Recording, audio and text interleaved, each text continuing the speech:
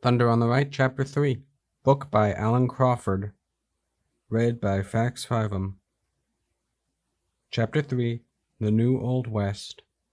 Opening with a quote. And all these in their helpless days, by the dour East oppressed, crucifying half the West to the whole Atlantic coast, seemed a giant spider's nest, and all the way to frightened Maine the old East heard them call, Prairie Avenger, Mountain Lion, Brian, Brian, Brian, Brian, smashing Plymouth Rock with his boulders from the west. Quote by Vaquel Lindsay from the poem Brian, Brian, Brian, Brian. The great cult figure of the New Right is John Wayne, the swaggering, tough-talking loner, motivated by duty, principle, and a deep sense of justice. Wayne feared no man, respected all women. He displayed the macho qualities that are admired and emulated in the political and cultural heroes of the New Right. To them he symbolizes America itself and its role in the world. Wayne's unabashed patriotism, his love-it-or-leave-it belligerence, is the only patriotism the New Right recognizes. Anything short of it is considered nearly treasonable. Some years back, Human Events distributed a record album by Wayne entitled America, Why I Love Her, subsequently turned into a book of quasi-devotional readings. Perhaps Ronald Reagan, writing in Reader's Digest shortly after Wayne's death in 1979, said it best. We called him Duke, and he was every bit the giant off-screen he was on. Everything about him, his stature, his style, his convictions, conveyed enduring strength. As Elizabeth Taylor Warner stated last May when testifying in favor of the special gold medal Congress struck for him, he gave the whole world the image of what an American should be. When war broke out, Duke tried to enlist but was rejected because of an old football injury to his shoulder, his age, 34, and his status as a married father of 4. He flew to Washington to plead that he be allowed to join the Navy, but was turned down. So he poured himself into the war effort by making inspirational war films, among them The Fighting Seabees, Back to Bataan, and They Were Expendable. To those back home and others around the world, he became a symbol of the determined American fighting man. In the 1940s, Duke was one of the few stars with the courage to expose the determined bid by a band of communists to take control of the film industry. Through a series of violent strikes and systematic blacklisting, these people were at times dangerously close to reaching their goals. With theatrical employees as union leader Roy Brewer, playwright Maury Reichsind, and others, he formed the Motion Picture Alliance for the Preservation of American Ideals to challenge this insidious campaign. Subsequent congressional investigations in 1947 clearly proved both the communist plot and the importance of what Duke and his friends did. Duke went to Vietnam in the early days of the war. He scorned VIP treatment, insisting that he visit the troops in the field. Once he even had his helicopter land in the midst of a battle. When he returned, he vowed to make a film about the heroism of the Special Forces soldiers.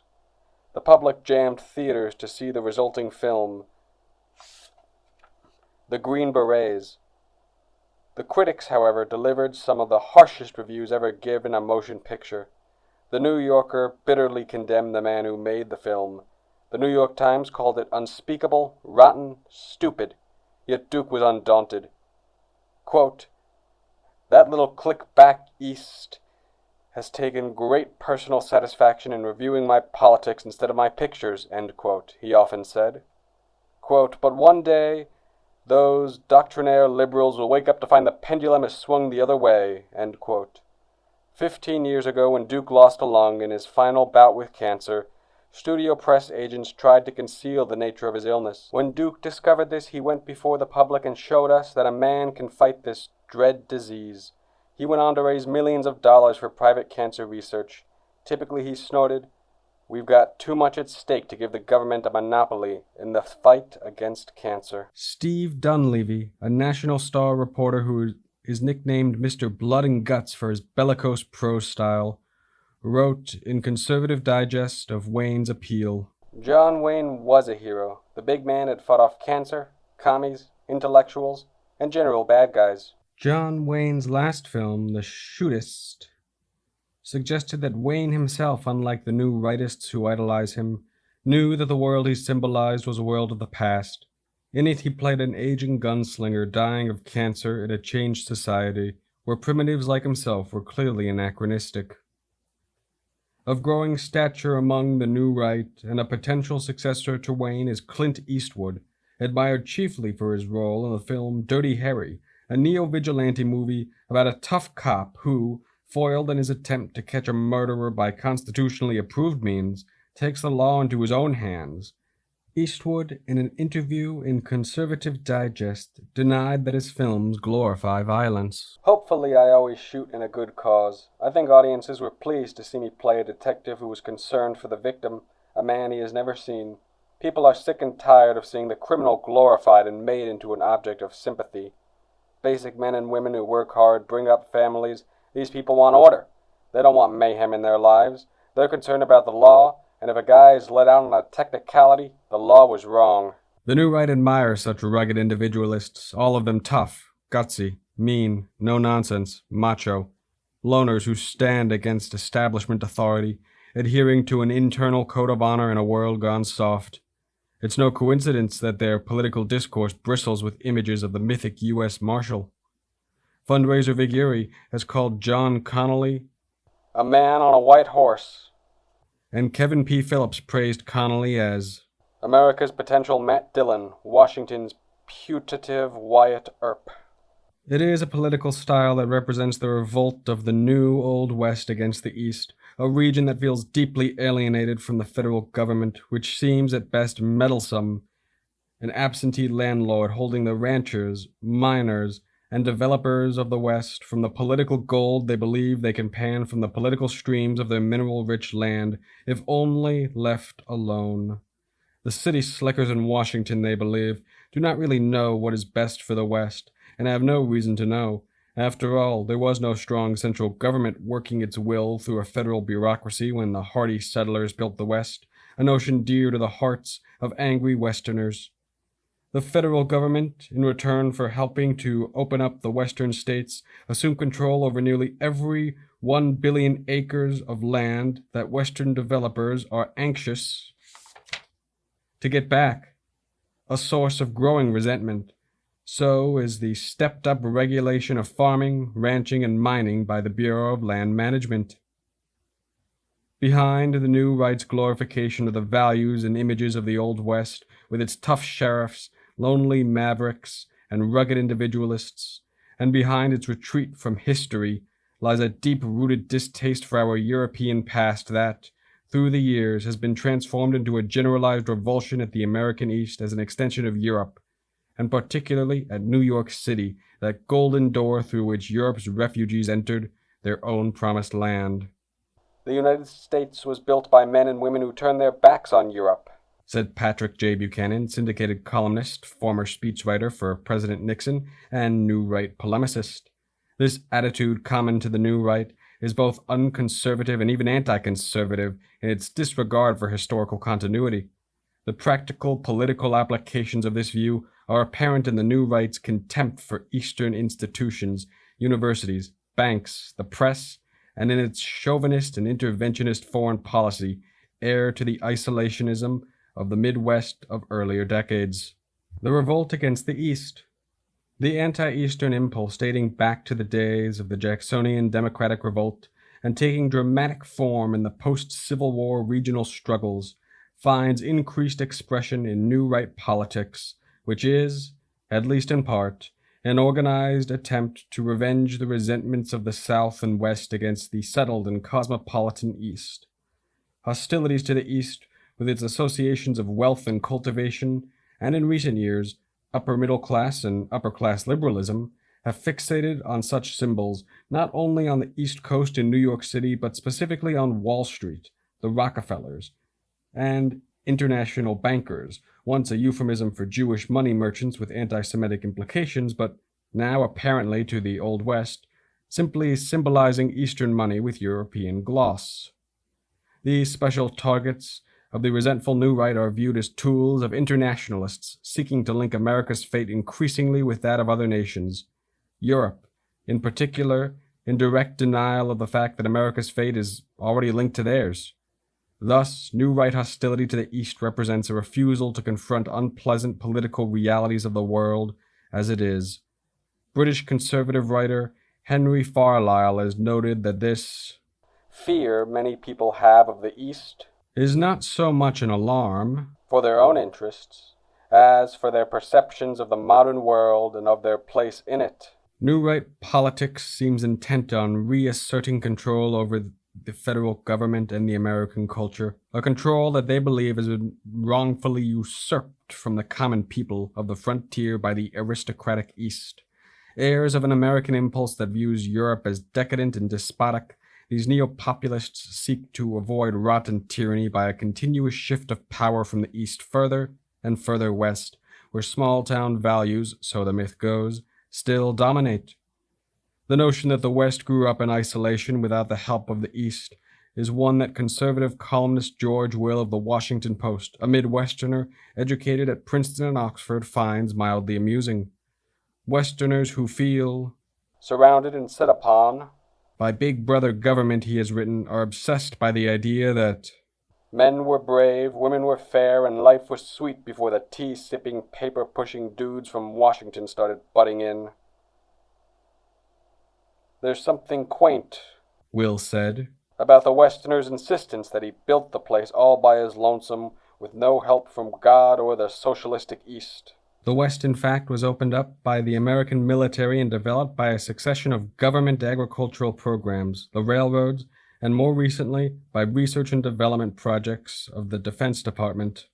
Midwest and Western voters, nevertheless, are sending a growing number of angry New Right senators who cherish this myth to represent them in Washington, including James McClure of Idaho, Roger Jepsen of Iowa, Harrison Schmitt of New Mexico, Orrin Hatch and Jake Garn of Utah, and Malcolm Wallop of Wyoming, all Republicans. They join such Republican stalwarts who also share this view of history as Barry Goldwater of Arizona and Reagan Republican Paul Licksolt of Nevada. Only Goldwater is an old-timer. McClure was elected in 72, Garn and Licksolt in 74, Schmitt, Hatch, and Wallop in 76, and Jepsen in 78. A romantic search for that perfect place, the primeval landscape, accounts in large part for New Right's fixation with the American West and Southwest, that unexplored, presumably untainted frontier of mountains and plains where the buffalo roam and the deer and the antelope play, and from which more and more political leaders, Goldwater, Reagan, and Connally, have emerged. This, too, is part of an American tradition that lives on as a kind of fighting faith, not only among the New Rightists, but among some traditional Midwestern conservatives as well. Away from Europe and the decadent eastern seaboard with its settled wealth and increasingly cosmopolitan outlook, they represent that part of America which conservative historian Stephen Tonzor has written that the archetypal American has always moved on to the fresh start, the primeval landscape, regaining in our adventurous movement our lost innocence and betrayed virtue. Geographic mobility, no doubt, has been a major factor in our history, making the fresh start possible. Over and over again, we have moved on in quest of that perfect place. The experience of the New World, Tonzor said, was above all else a desire to escape history, an attempt to throw off the burden of the past and make a fresh start. The American view of the European past is summed up by the burden carried by Thoreau's Immigrant on the Road. A great deal of baggage, trumpery which has accumulated from long housekeeping, which he has not the courage to discard. To both the individual and the society, Tonzor writes, Thoreau offers a simple and easy solution. Lay down or burn your burden, escape the past. Although Tonzor's subject in this essay is the New Left, what he says applies equally well to the impatient and troubled American right. The student radicals of the 60s, he writes, in their desire to escape from this burdensome and complex past, were far closer to Native American populism and know-nothingism than they were and are to the orthodox certainties of Marxism. In this flight from history, the student radicals are joined by the main tradition of American culture. Historian David W. Noble views all of American history as dominated by this theme. The American people believe that their historical experience has been uniquely timeless and harmonious because they are the descendants of Puritans who, in rejecting the traditions and institutions of the Old World, promised to never establish traditions and institutions in the New World. The experience of the Americans in the New World, Tonser concludes, was such as to encourage the immigrants to strip off his European institutional and cultural past and become a new American man. They created a myth of American novelty and simplicity, virtue and harmony, which is constantly threatened with corruption and confusion from the forces of high culture and history. It is only natural that right-wingers like Barry Goldwater have spoken of the eastern coast with contempt because, as Farley has written, it is an Atlantic seaboard, and if it floated out to sea, it would drift naturally back across the ocean and attach itself to Europe again. And such a drift would be deadly. It would connect America again to the fear and failure that rightists believe characterize the old world with its trappings of old monarchy and new socialist ideas, and deny the conviction that America began anew, and that it may still begin anew, as Farley puts it, if that is necessary to recover its original inspiration. When his speech to the Republican National Convention in 1968, Goldwater drew his imagery from his own state, and seemed to plead for a desert wind to sweep across the nation and cleanse it. He was raising a hope for the renewal and reinvigoration of American exceptionalism to which many Americans still respond. In practical political terms, this obsession often is meant an indifference to the plight of foreign nations. At one time, this suspicion expressed itself in right-wing isolationism, a primarily Midwestern phenomenon from the 30s to the 50s, and bipartisan in its identification. Midwestern Republicans and Democrats showed a reluctance to become involved in entangling alliances with other nations. In domestic affairs, the anti-Eastern, anti-European impulse meant a desire to wrest control from the Republican Party, especially from its liberal elements, which were associated with the Rockefellers in the East. So inextricably involved were these impulses that it is often impossible to discern where, for the right, foreign policy ends and domestic policy begins. This anger and resentment, culminating in the simmering politics of the New Right, can be traced throughout the recent history of American conservatism. It began, in effect, with the defeat of Wilson's crusade for the League of Nations after the First World War, led by Massachusetts Senator Henry Cabot Lodge, and continued in the Republican Party of Harding and Coolidge. The America Firsters of the Second World War carried on the tradition. Robert Taft, who became the putative leader of the GOP isolationists of the 40s and 50s after having worked for Hoover's War Relief Agency in Europe after the First World War, had little patience with affairs on the continent, and later little patience with the liberal East.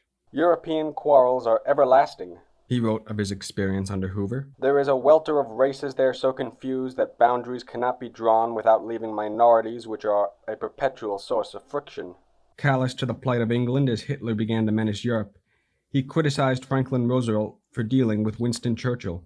He opposed involvement in these European quarrels until Pearl Harbor was bombed. I feel very strongly that Hitler's defeat is not vital to us, he said. Even the collapse of England is to be preferred to participation for the rest of our lives in European wars. Accused of being an isolationist, Taft snapped. If isolation means isolation from European wars, I am an isolationist. In 1947, a writer in Fortune magazine wrote that, as Taft saw them, other countries were merely odd places full of uncertain plumbing, funny-colored money, and people talking languages one can't understand. Taft's hostility to England and indifference to its plight, his isolationism, like that of so many others, extended to Atlantic countries but not to the Pacific, was a mirror image of his antipathy for the American East. He eventually blamed his inability to win the Republican presidential nomination on abusive treatment by the Eastern newspapers. Commenting on the campaign staff assembled in 1948 by his rival, Thomas Dewey, Taft snorted, "The whole headquarters is run by New Yorkers." The successful 1940 campaign for the nomination of Wendell Willkie, Taft said, was engineered from Wall Street. He was not far wrong, though. Time Incorporated and Henry Luce, who discovered Willkie, were some blocks north of Wall Street.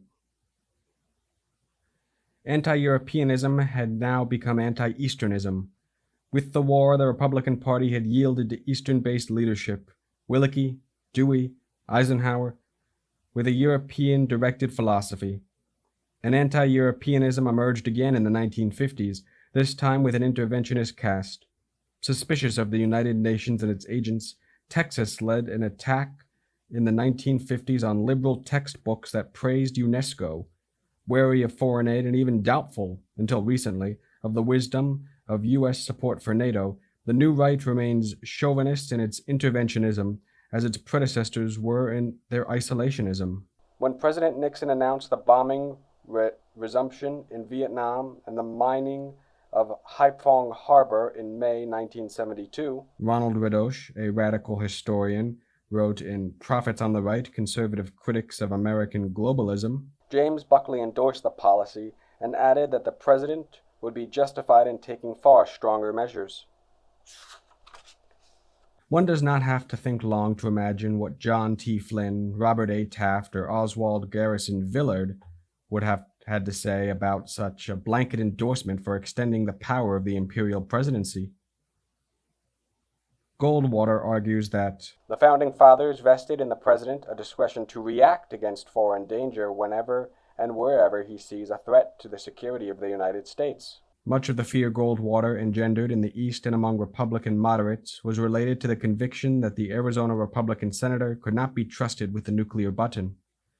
In the ideological Goldwater candidacy of 64, in the highly charged anti-communist campaigns by Richard Nixon in 60, and with Agnew in 72, plus the attempt by Republican hardliners to nominate Ronald Reagan for president in 1975, American militance has been a constant of our politics. It will no doubt continue to manifest itself for years to come.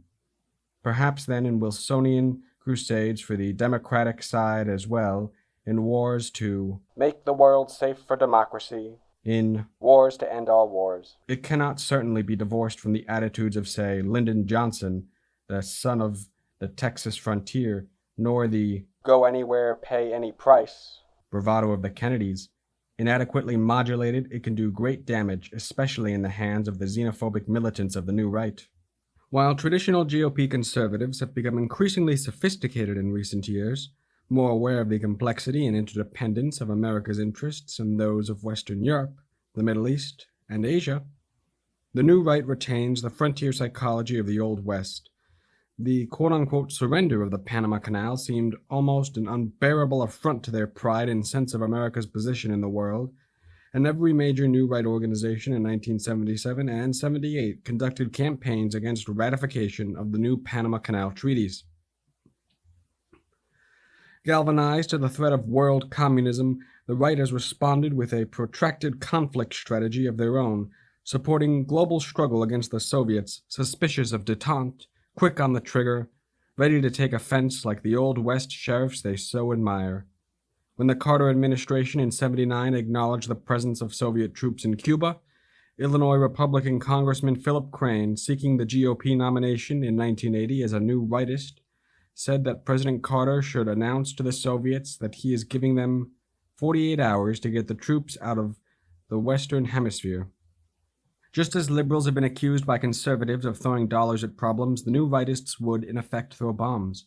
A new right president, John T. Dolan, has promised would double the defense spending and take on international communism by committing American troops to Iran, Afghanistan, Angola, Uganda, and Cambodia when there were problems there. Fairley, noting such a transformation from isolationism to interventionism, calls it a mutation, but the motives, he writes, are the same. A suspicion of the rest of the world, an impatience with its complexities, and a desire for solutions that are simple. In this situation, the internationalism of the Eastern establishment is the same and is as objectionable as it was before. The international bankers and the establishment, and even something as vague as big business, will do almost anything, according to the suspicions of the conservatives, to sustain their financial and trading interests, will traduce and betray not only exceptional American interests, but an exceptional American faith if the account books justify it. Indeed, when the Carter administration in 1977 unveiled the culmination of years of negotiations, participated in and furthered by 3 Republican presidents to alter the terms of the Panama Canal treaties, many on the right believed that the hidden agenda was an attempt by political leaders to mollify the Panamanian government because the Chase Manhattan and Marine Midland banks had loaned money to its leaders. Phyllis Schlafly, New Right colleague from the Women's Auxiliary, appeared on William F. Buckley Jr.'s Firing Line television program to make that charge. When confronted with the fact that Buckley himself supported the new treaties, some rightists concluded that the Buckley family, fearing for their presumed oil investments in the Caribbean, were putting financial interests above those of the nation. In January of '78, Human Events published a tirade entitled "A Banker's Betrayal to Hanoi Butchers," which lashed out against bankers and banks in general, portraying one Citibank executive as some modern-day Uriah Heep, fawning before the Hanoi butchers, rubbing his hands in anticipation of multi-million-dollar orders, and totally oblivious to the past and present record of communist Vietnamese atrocities. This fury extended to the Chase Manhattan Bank as well. Its executives felt no more than a twinge of conscience about opening a Moscow office to do business with the Kremlin murderers. The Chase chirped away about the long hours of negotiations to arrange loans, capped by evenings at the Bolshoi relaxing. And all the while Baptists and Jews were getting their heads broken by the KGB, and writers and artists were being reduced to vegetables via forced drug injections and psychiatric institutes. As Richard Whalen notes, in the Middle American region where isolationism had flourished before World War II, to the consternation of Eastern internationalists, who then sought a more venturesome foreign policy, the conservative resurgence of the early 60s brought a reversal of roles. Now accusations of retreat and default flew from west to east, and the target, often chosen, was the New York Times. As early as 28, Herbert Hoover, brought up on the West Coast but born in Iowa, had quipped upon defeating Al Smith for the presidency, "I am looking forward to reading Life, Time, The Nation, and the New Republic, and seeing how they take the result. The discomfiture of the Eastern intelligentsia gives me as much pleasure as that of the radical farm leaders." As might be expected, the financial crisis of New York City in 1978 brought out the worst in new rightists. Commentating on the city's financial plight in his syndicated newspaper column, Pat Buchanan wrote, "A few years back, when some miserable wretch who was contemplating suicide was poised on the ledge of a Manhattan skyscraper, a crowd of New Yorkers gathered below chanting, 'Jump! Jump!'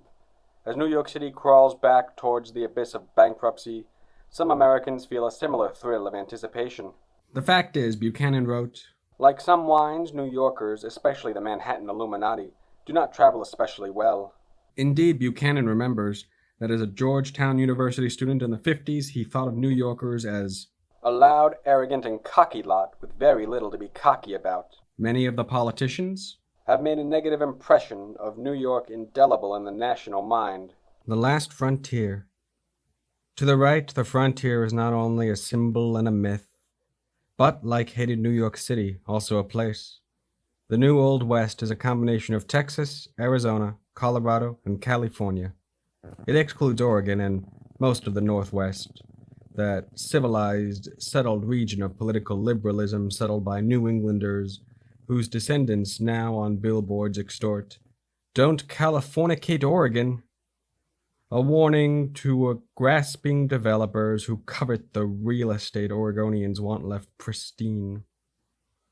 The New Right includes, as its ancestral home, the Confederate States, symbol of the South of memory and myth, of military prowess and manly sentiment and primitive backwoodsmen, George Wallace's rough and earthly demeanor, well-suited rightists in the recent past, John Connolly's Texan bravado suits them in the recent present.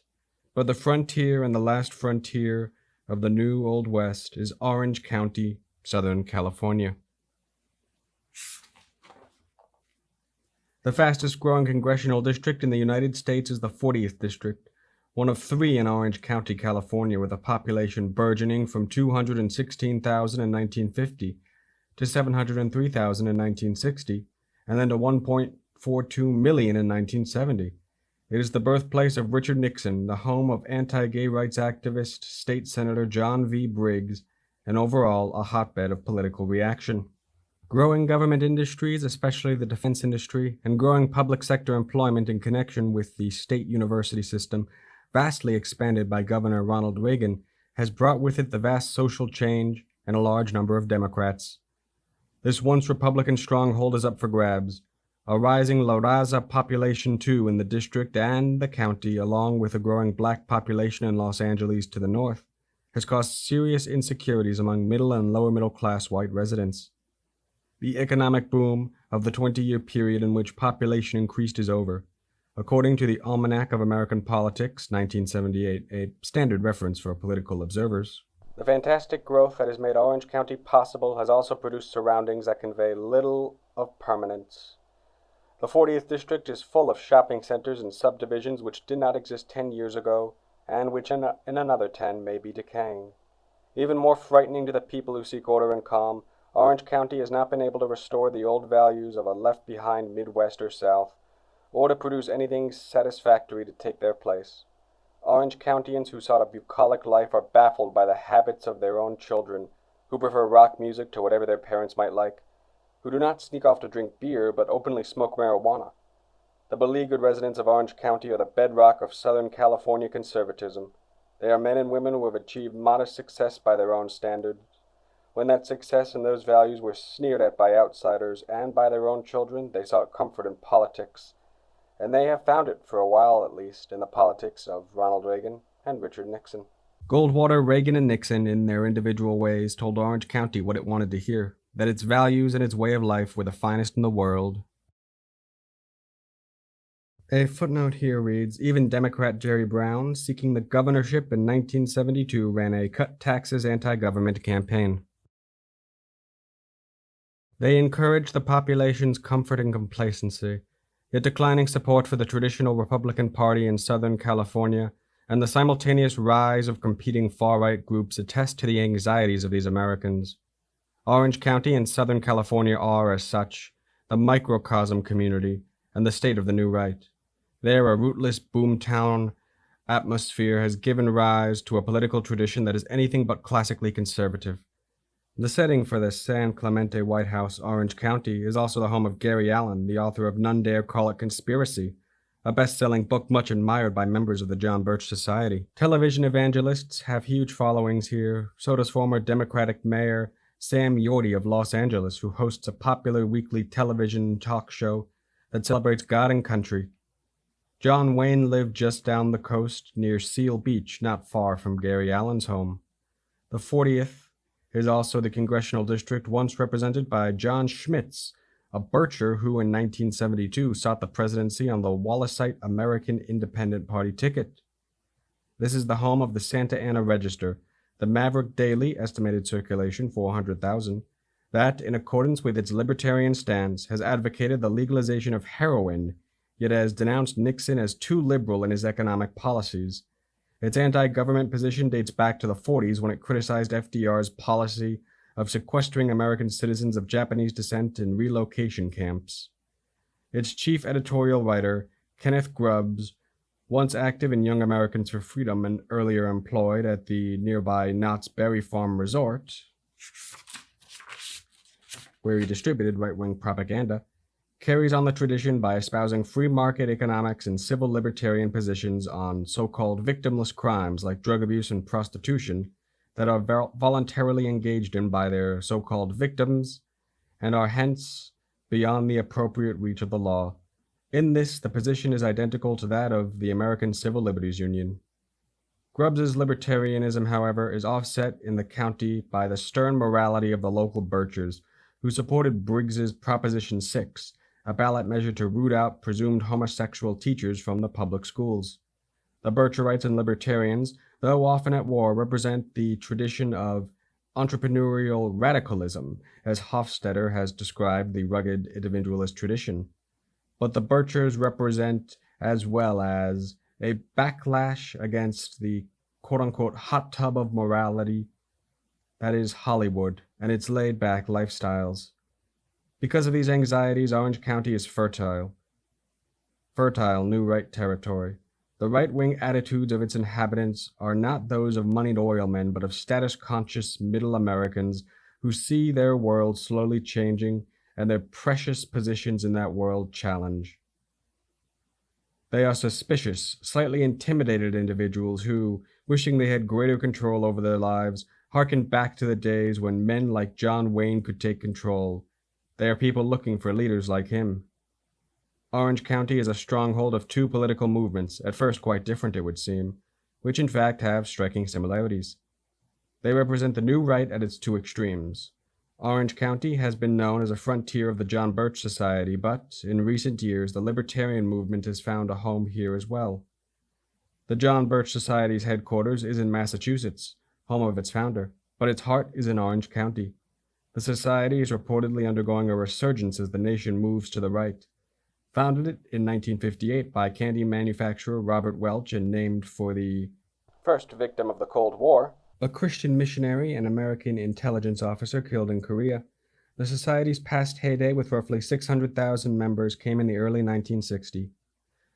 Losing membership after Barry Goldwater was crushed at the polls, it continued to put forth the Bircher conspiratorial specter, which holds that the American government, which in Welch's words is 60 to 80% dominated by communists. This feverish notion has undergone revision. Today, Birchers hold that the secret rulers of America are the so-called insiders, a mysterious cabal of rich bankers, including David Rockefeller, who are only using communism as a means of achieving world domination. The society now operates on a budget estimated to be about $8 million a year. It publishes two magazines, the Weekly Review of the News and the Monthly American Opinion. It runs bookstores, the Speakers Bureau, and even summer camps for teenagers. Its organizational model is strikingly similar to the old American Communist Party. The group's primary project of the late 70s was tax reduction, spearheaded by TRIM, Tax Reform Immediately, committees in 300 congressional districts. Society members insist that theirs is an educational enterprise and not a political lobby, primarily intent on alerting Americans to the perils they face. These perils include weakening national defense, but more important, the rule by leaders who owe their allegiance not to the United States, but to a shared vision of one world government. Committed to such a view, Birchers are highly suspicious individuals who view reform of almost any kind as advancing the interests of the so-called insiders. As such, they tend to be obstructionists. Their goals are almost wholly negative, seeking to oppose measures on local level that are ordinarily viewed as quote-unquote progressive. They are against busing and gun control, quote-unquote regionalism, and the income tax, and for so-called patriotism. In the early 60s, when Welch gained a great notoriety by announcing that Dwight Eisenhower was a so-called communist, conservatives were compelled to disassociate themselves from the organization. Many Birchers considered themselves so-called conservatives, but many Republican politicians who found the John Birch Society among their supporters were uncomfortable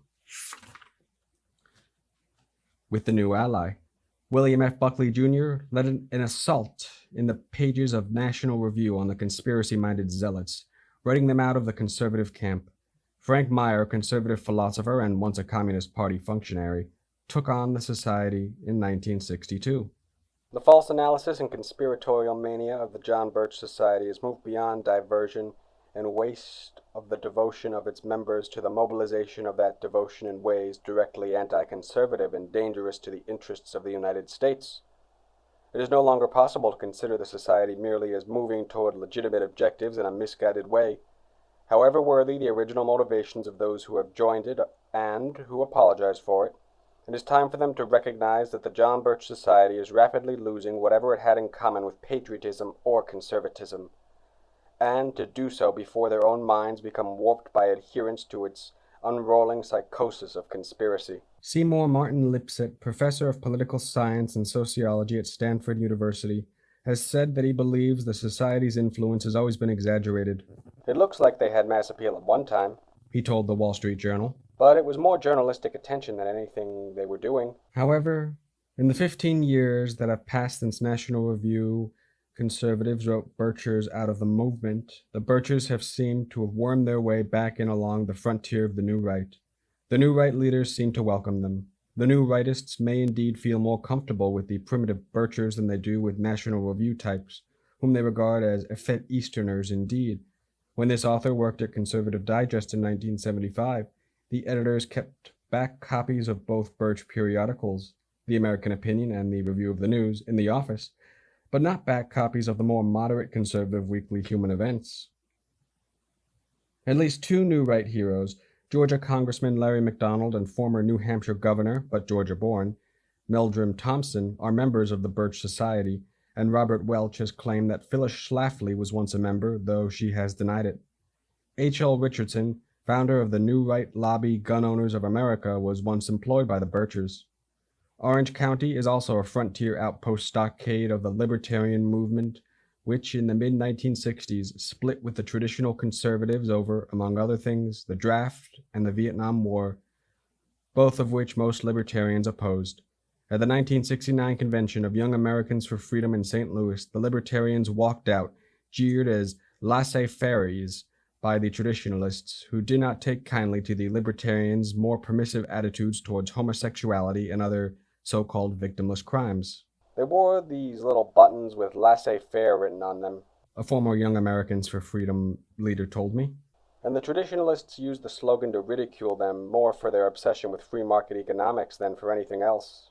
These disciples of objectivist author Ayn Rand formed their Libertarian Party in 1972 and, within 6 years, had their own think tank, the Cato Foundation, and their own publications, Inquiry, Reason, and Libertarian Review, all based in California. In 1972, the Libertarians ran for president University of Southern California philosophy professor John Hospers, who appeared on 2 states' ballots and received about 5,000 votes, and 1 electoral vote, when Nixon elector Roger McBride bolted and voted for Hospers. In 1976, McBride was the party's presidential nominee, and managing to get on 32 ballots, he won 175,000 votes. In the off-year elections of 1978, the party picked up 1.3 million votes in a variety of state and local contests, even winning a seat in the Alaska legislature. Most impressive, however, was the following of Ed Clark in the 1978 California gubernatorial election, where he received nearly 400,000 votes, the best showing for a third-party candidate in California in more than 3 decades. While libertarian positions on public policy issues may first sound like a hodgepodge of the old right and new left, they are, in fact, utterly consistent.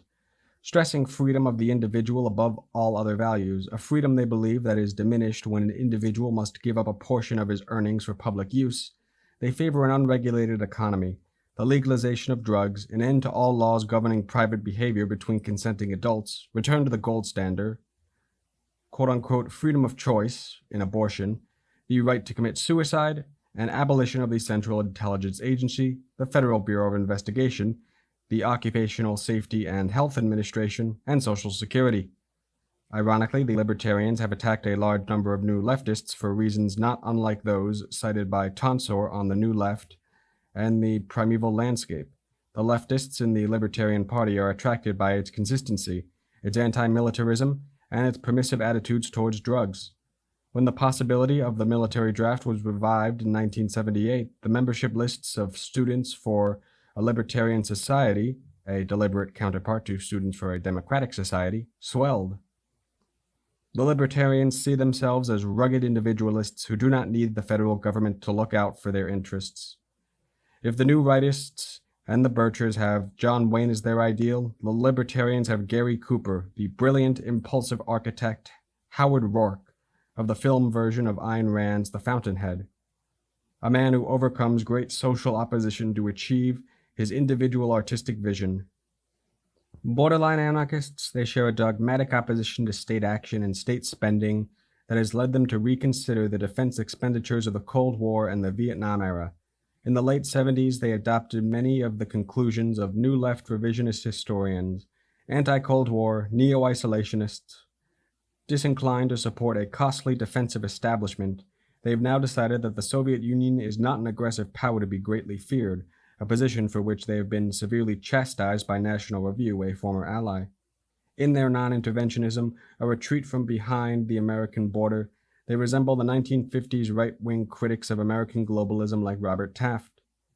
It is in their domestic policy, however, that the individualism of the libertarians is most apparent. Here they favor unrestrained economic development and the elimination of public services like welfare and the postal service. Private suppliers can provide whatever services individuals feel are necessary.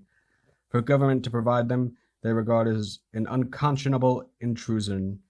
Only on the question of nuclear power does there seem to be a great debate among libertarians which has found a tenuous resolution. Libertarians of the left oppose and fear nuclear power, pointing to potential dangers and the involvement of the federal government in its development, while those of the right favor it as a technological advance that should not be hampered by government. Unlike the Birchers, the Libertarians are an upbeat and optimistic group of high achievers, often affluent and, in their social and cultural attitudes, quite liberal. There is a large homosexual contingency within the group, and an association of libertarian feminists. Their 1979 convention. A footnote here reads, at which this author spoke on the subject of the new right, was a boisterous affair at the swanky Bonaventure Hotel in Los Angeles. Marijuana circulated freely at the banquet honoring the presidential nominee, while delegates discussed esoteric matters of economic policy and the wickedness of the CIA. Speakers were a mixed lot. Former Senator Eugene McCarthy, syndicated columnist Nicholas von Hoffman, anti-war activist Ron Kovic, and right-wing polemicist John Lofton. Unlike domestic libertarians of the Frank Meyer persuasion, the new libertarians, many of them members of the Libertarian Party, are not simultaneously anarchistic on matters of public service and law and order minded on the police and military preparedness. Their anti-government philosophy is wholly consistent. As such, they enjoy the distinction of having been attacked the same month by both the conservative National Review and the liberal Nation, and praised a few months later by Hustler. The Libertarian Party, wrote publisher Larry Flint, deserves supporting for advocating a return to a free market economy and genuine civil liberties, which means getting the government out of victimless crime. While the libertarians detest and fear the new right and find the John Birch Society somewhat comical at disdain which is returned, there are striking similarities between the two groups. Both the Birchers and the Libertarians, so characteristics of the attitudes of the New Old West, are deeply suspicious of the federal government and of politics in general. The John Birch Society resolutely refused to endorse political candidates, though members sometimes seek offices, and it does not contribute as an organization to political candidates. The Libertarians are similarly anti-political. Although they now have a political party which seeks to elect candidates from the local level of school boards to the national level of president, the function of those candidates is to spread the libertarian gospel and, if elected, to abolish the state. Libertarianism, seeking little legitimacy and public control of any kind, therefore denies the necessity or worth of political action and seeks an end to politics. Significantly, the only major daily newspaper with a libertarian philosophy, the Santa Ana Register, refuses to endorse political candidates on the grounds that political elections are basically futile. The Libertarians, like the Birchers, have no registered lobby. Both groups are individualists to the bitter end, yearning to get the federal agencies off their backs, the United States out of the UN, and Uncle Sam's hand out of their pockets, and away from their gun holsters. A footnote here reads, the Libertarians, while non-militaristic, believe that gun registration or confiscation is an unwarranted abridgment of individual freedom and an unjustifiable extension of state power over private behavior. These California-style variations of the right-wing revolt are, in their own way, the John Waynes of the right, wanting only to be left alone to fend for themselves on the frontiers of the new Old West. Unwitting allies, they usually end up voting in what must be, for them, a distressingly similar manner against the liberals. Both groups love Howard Jarvis, and when it comes time to put aside discussions of ideology and enter the voting booth to choose between the candidates before them, they reject liberalism and function as supporters, grudgingly or otherwise, of the new right. The new John Waynes. The new Old West style, expected by new rightists of its cult figures and leaders, explains not only the rightist John Wayne cult, but the appeal of Howard Jarvis, the creator of Proposition 13, and other no-holds-barred scrapers. One of the roughest customers to lend his gravelly voice to the national debate, Howard Jarvis. Consistent to the end to new right principles, he talks about free enterprise economics and practices it as well with a vengeance. To the considerable annoyance of more established right-wing professionals, Jarvis has engaged in competitive fundraising schemes with other right-wing organizations, some of whose leaders have questioned the propriety of his competition. The logic of his position appears to escape them. Single-minded, Jarvis is obsessed with lower taxes and less government. He campaigned for measures like Prop 13 16 years before California voters heard his message and voted his way. Garrulous, coarse, and a self-described rugged bastard who's had his head kicked in 1,000 times by government, Jarvis seems to have been placed by central casting as a new right populist from the new Old West come to do battle with the effete liberals of the East, bellicose, dedicated, articulate, utterly unconcerned that others find him unrefined and argumentative. We never knew whether he was a messiah or a maniac. An aide to one of the L.A. city supervisors said in Time, he was surly, arrogant, and when the mics were turned off, he just raised his voice so you never knew the microphone was dead. Many times, they had to call the sergeant-at-arms to persuade him to sit down. Intolerant of court critics, Jarvis once threatened a lawsuit against a junior high school boy when the youthful journalist referred to him in the school paper as a big real estate owner. Jarvis has a flair for flamboyant social protest. We have a new revolution, he said of Proposition 13. We are telling the government, screw you. He tells a lot of people. Screw you. No longer a member of the Republican Party, he has called Republicans the stupidest people in the world, except for businessmen who have a genius for stupidity. The League of Women Voters, he said, are a bunch of nosy broads who front for the big spenders. And he has variously described his political opponents as liars, dummies, goons, cannibals, and big mouths, whose arguments are a crock of manure. The son of a Utah State Supreme Court judge, Jarvis attended Utah State University and, upon graduation, persuaded a local bank to loan him the money to purchase the then ailing Magnus Times newspaper in Utah. By the time he was 30, he owned 11 newspapers. With the profits of his newspaper chain, he started a chemical firm in Oakland, California, and he ran a chain of home appliance factories, retiring in 1962. He ran for public office 3 times, losing each time. He sought the 1962 Republican nomination for U.S. Senate, the 1972 race for the State Board of Equalization, and the 1977 Los Angeles mayoral primary.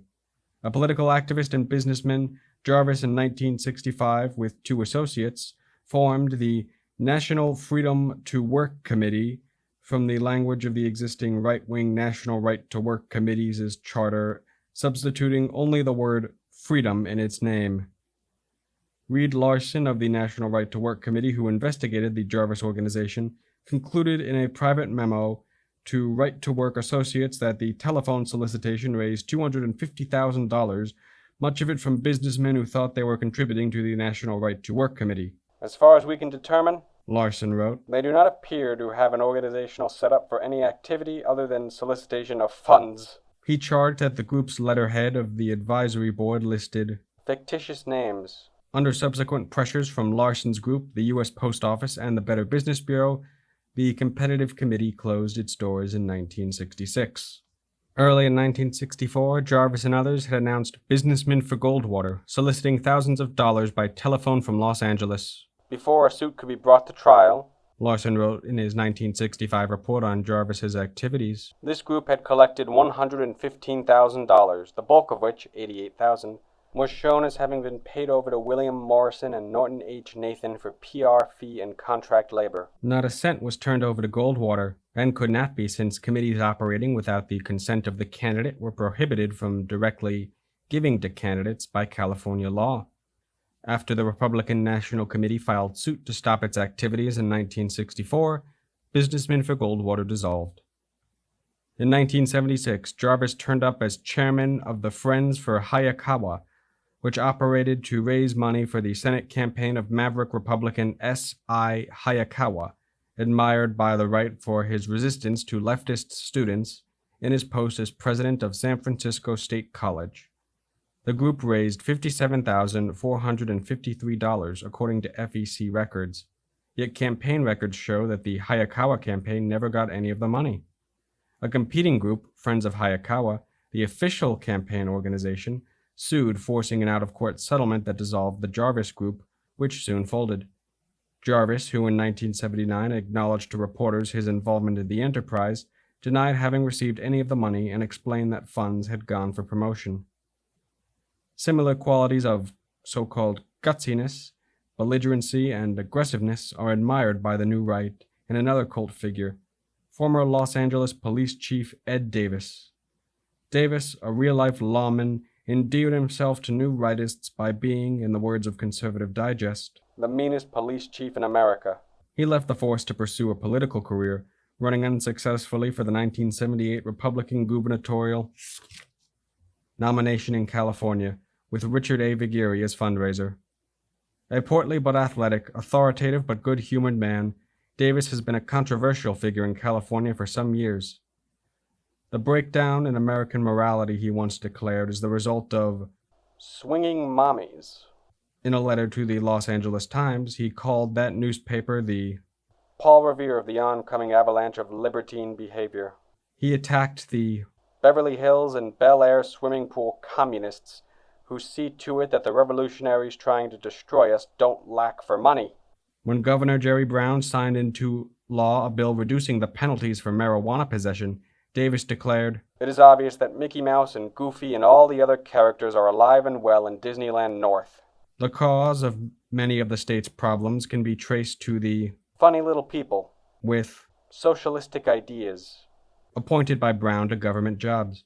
Militant homosexuals and migrant workers, he said, should unite to form the United Fruit Workers of America. Portable gallows should be constructed to execute captured hijackers on the spot. To federal charges that he did not recruit enough women and blacks to the Los Angeles Police Department, he replied, I've always felt the government really was out to force me to hire 4'11" transvestite morons. Davis left the Democratic Party in 1975 after party chairman Robert Strauss announced the Democrats' decision to hold their 1976 nomination convention in New York City instead of Los Angeles because of the party's concern about possible police overreaction to demonstrators. Decentralizing authority and rewarding officers for reducing the crime rate, Davis could boast that under his leadership, major crime fell 5%, with major crime in the ghetto dropping a full 40%. I eliminated all the Brooks Brothers button-down collar boys who were community relations types, and I made every uniformed cop a crime fighter with a whole bunch of partners. The people, he said with obvious pride. Even the hostile LA Times has acknowledged the Los Angeles police incorruptibility. It was Davis's militant aggressiveness and his vigilante frontier image, his defiance of liberals and liberalism that excited the New Right. To the surprise of many, he lost in the 1978 GOP primary to Yvel Younger, whom he described as about as exciting as a mashed potato sandwich. Vigueri conducted an intensive direct mail campaign for Davis, with little television, a mistaken strategy, one knowledgeable political professional told me, in a state where television is preeminent. While Davis's defeat for the Republican gubernatorial nomination removed him from the political scene, he is an ambitious individual who is not likely to remain out of the fray. He relishes the battle in true New Right fashion and can be counted on to return to the political arena. Upbeat and optimistic, in addition to being deeply concerned about law enforcement issues, Davis may have been defeated for elective office, but he will not so easily be silenced. A cult figure of the New Right, as of many conservatives in the field of education, and one of the few Easterners the right admires is Dr. Howard Hurwitz, principal of Long Island City High School in New York. Hurwitz was recommended by the conservative Richmond News leader as Man of the Year in Education. A throwback, if not an educational reactionary, He appears to be a disciplinarian in an age of permissiveness. Hurwitz has framed a clipping calling him America's toughest principal. A frequent contributor to Human Events, Hurwitz first came to widespread attention in 1976 when he suspended a black girl he said was a discipline problem disrupting the progress of other students. His superiors at the Board of Education ordered him to readmit the girl. He refused, and a court order was obtained to evict Hurwitz from the school. A small number of parents and students in the working-class community rushed to his defense, barricaded the school, closing it for 3 days while Hurwitz slept in his office, refusing to budge. One angry mother said, "The middle-class community is finally standing up. We pay all the taxes. It's our school. Without Dr. Hurwitz, this place would be a jungle," said a student. The new right was undisturbed by his defiance of a court order, and by an act of civil disobedience they would have condemned in a liberal. After prolonged negotiations, the board reinstated Hurwitz. The Richmond News leader summed up McWingers's interpretation of the events. "In saner times, the girl's parents would have taken her to the woodshed, but this is 1976, so they took her to the local anti-poverty agency called Quail Cap, no doubt financed by generous infusions of federal cash. The agency provided a lawyer for the suspended girl, and he claimed that Hurwitz had violated her rights by kicking her out of school. Also in saner times, the city school board would have given Hurwitz a pay raise, and its firm support for his wholly justifiable action in trying to maintain order in his school. But no, the board suspended him, first with pay, then without pay.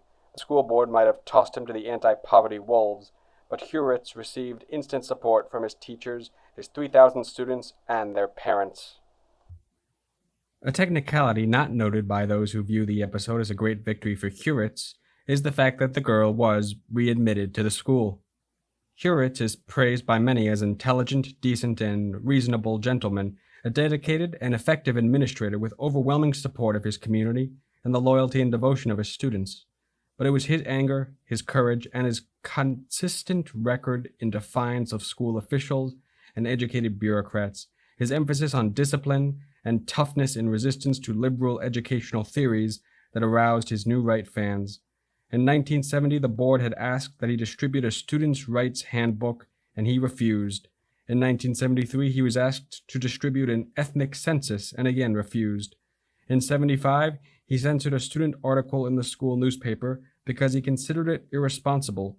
The girl who had been expelled said she did not believe the incident was racially motivated. "No, I think he'd do it to anybody. He doesn't care what color you are." Protecting the frontier. The New Right's politics is macho politics, interested in those issues that affect the sense of national prestige in foreign policy and law and order in domestic policy. Appalled by the very idea that the United States would, quote-unquote, surrender the Panama Canal, they evoked Teddy Roosevelt and embarked on a nationwide crusade to save the territory from the fate that awaited it and the loss of national prestige they believed the ratification of the treaties entailed, announcing that "There is no Panama Canal, there is an American canal at Panama." the American Conservative Union and other organizations sponsored a so-called truth squad of Republican senators and congressmen who alerted Americans to the crisis in key cities across the nation. At a cost of $381,470, the American Conservative Union produced a television documentary bringing the message to 270 stations in 45 states, and began work on another film with a similar theme. Soviet might, American myth. Determined to keep America's security forces safe from liberal and some suspected pacifist influences, the American Conservative Union worked closely with the weekly Human Events in 1977 to block the appointment of Theodore Sorsnet as director of the CIA in the Carter administration.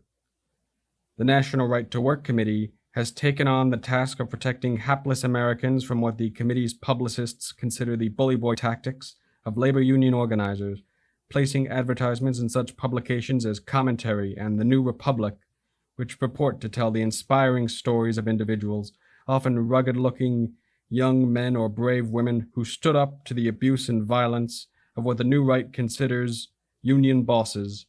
Reed Larson himself stood up to the federal courts in June '77 when his respectful noncompliance with a court order to disclose the names of committee and foundation contributors, led federal District Judge Charles R. Ritchie to rule that he would henceforth have to assume that most of the funds come from employers with a concrete interest in the Legal Defense Foundation's lawsuits, and that the group is primarily an interested employers association or agent and conduit for employers with an interest in weakening the labor movement, Reed Larson is devoted to the destruction of the trade union movement, says Joseph Rau, who took the committee to court. Larson insists that he is only interested in the human rights issue of forced association with labor unions. The Foundation's newsletters, nevertheless, goes beyond right-to-work issues with headlines such as NEA Council says teachers are beasts and AFL-CIO caught in postcard fraud. Similar macho attitudes are suggested by the activities of the Public Service Research Council, the group that fights public sector unions as a way to protect Americans from danger to their homes and families should, for example, striking firemen allow their homes to burn. Donald Denham, its executive director, told Conservative Digest that he sees his role as working night and day to fight the abuses of power-hungry union bosses. Some organizations are devoted solely to such macho concerns. The New Right Arms of the gun lobby, for example, display He-Man attitudes in their publications, talking tough and acting tough. In August 1978, the Citizens Committee for the Right to Keep and Bear Arms called on all Roman Catholic gun owners to boycott their church's collection plates as a protest against the position of the American Catholic bishops in favor of gun control legislation. The policy, the committee charged, denied means of self-defense to the poor by opposing the sale of cheap handguns. If the bishops did not reverse their position, the Citizens Committee said they would urge their members to yank their children out of parochial schools. That year, the group took credit for persuading the Xerox Corporation to withdraw its support from an educational program the Citizens Committee considered hostile to Second Amendment guarantees. Another victory for the feisty gun lobby, it convinced the IRS to withdraw from the National Coalition to Ban Handguns, the tax-exempt status the anti-gun group maintained through its association with the United Methodist Church. The Americans for Effective Law Enforcement manifests similar attitudes.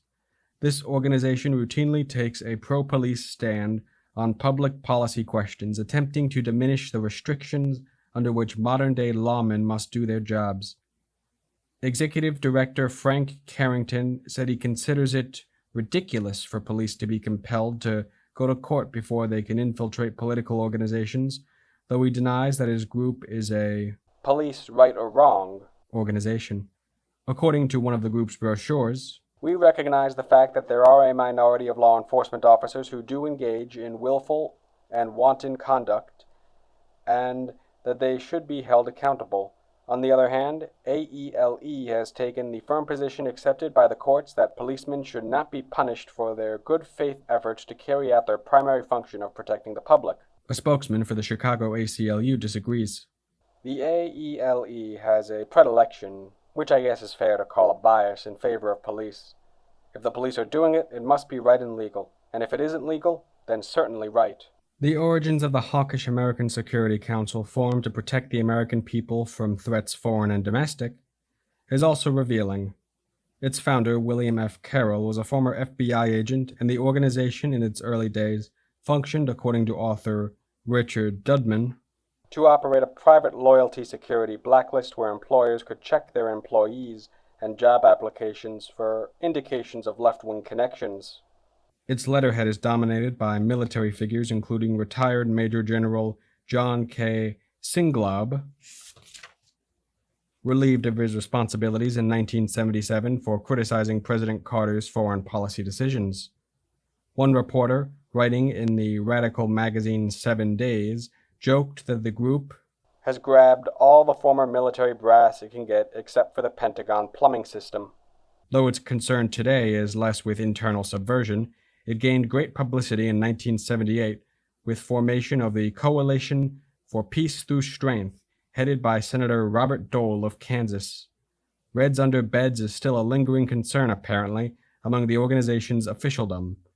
In 1979, it added to its staff former communist-turned-right-winger Philip Abbott Luce, editor of The Pink Sheet on the Left newsletter and author of a book on the campus radicals called Road to Revolution.